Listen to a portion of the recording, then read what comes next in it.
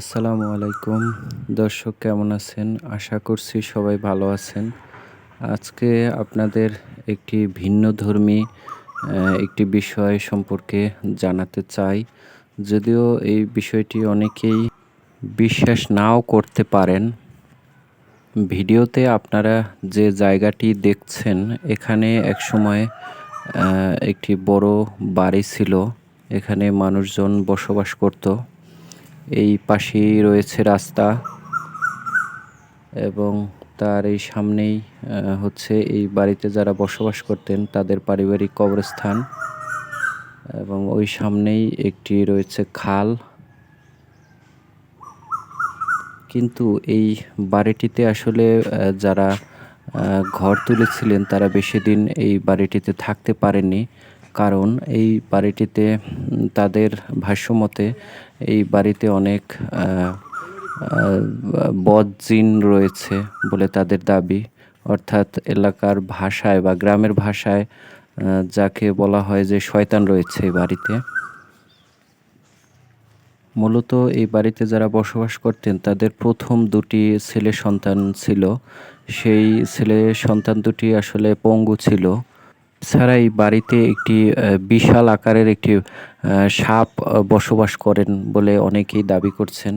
তো এলাকাবাসীর সঙ্গে আমি কথা বলেছি, তারা যা জানিয়েছে তা শুনুন। ওই এখন কি আছে? এখন আছে হাফ কোথায় কোথায় আছে সেটা তো সেটা কেউ জানে না। হ্যাঁ আবার এমন আছে আসু কুতুর রাস্তা দেখ, ঠিক আছে তোমার সামনে আপসান নন পাস হ্যাঁ, কতবার হইতে পারে এই সাপ? ওরে বাবা, রাস্তা বাড়াইছি রাস্তা হয়, রাস্তা হয়। এমনি কি অন্য কোনো রূপ টুপ ধারণ করে? হ্যাঁ, ওই খালি সাপ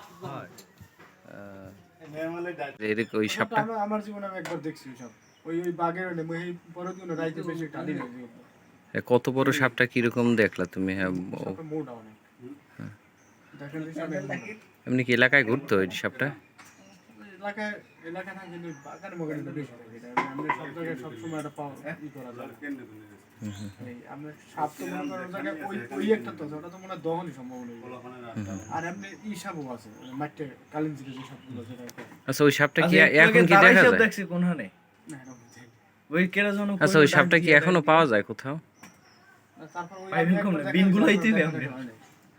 বিনগুলোই অঞ্চলে মনে করে আমাকে বিশাল একটা এলাকা লই আপনি বিনগুলোই আমি এক জায়গায় থাকে না, কারণ এক জায়গায় দেখা যায়। এই জায়গাটি সম্পর্কে যদি সরাসরি কেউ বিস্তারিত তথ্য জানতে চান, তাহলে এটি মূলত বরগুনা জেলার সদর উপজেলার ইটবাড়িয়া তুলাতলা গ্রামেই এটি। এই গ্রামে এসে আলমতির বাড়ির কথা জিজ্ঞেস করলেই যে কেউ দেখিয়ে দিবেন। তো আজকে এ পর্যন্তই। সবাই ভালো থাকুন, সুস্থ থাকুন, আমার জন্য দোয়া করবেন। আল্লাহ হাফেজ, আসসালামু আলাইকুম।